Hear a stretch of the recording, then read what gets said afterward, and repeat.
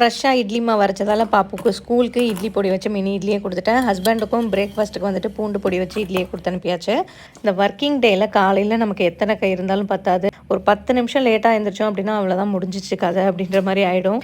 இப்போல்லாம் ஒரிஜினல் ஹனியே நமக்கு அந்த அளவுக்கு கிடைக்கிறதில்ல. ஆனால் தாய்லாண்டில் பார்த்தீங்கன்னா ஹனி கோம்போடே நமக்கு கிடைக்கும். இது அப்படியே சாப்பிடும்போது நல்லா ராவாக இருக்க மாதிரி இருக்கும். இதை ஃபில்ட்ரு பண்ணி கிடைக்கிறது வந்துட்டு அந்தளவு டேஸ்ட் இருக்காத மாதிரி தான் இருக்கும்.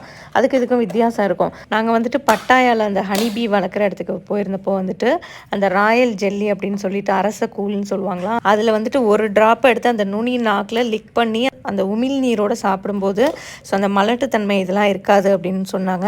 இந்த மாதிரி நிறைய பெனிஃபிட் இருக்குதுன்னு சொல்லிட்டு எங்களுக்கு கிளாஸ் எல்லாம் எடுத்தாங்க. அந்த வீடியோ வந்து நான் 1 இயருக்கு முன்னாடி அப்லோட் பண்ணியிருப்பேன். ஸோ இந்த சின்ன பாக்ஸ் பார்த்தீங்கன்னா நம்ம ஊர் காசுக்கு 1000 கிட்ட வருது. ஒரிஜினலாக இருக்கும்போது அதோட ப்ரைஸும் வந்து ஜாஸ்தியாக தானே இருக்கும். இந்த பாட்டிலில் உள்ள ஹனி வந்துட்டு பார்த்தீங்கன்னா லாங் அண்ட் ஃப்ரூட்லேருந்து வர ஹனியாங்க.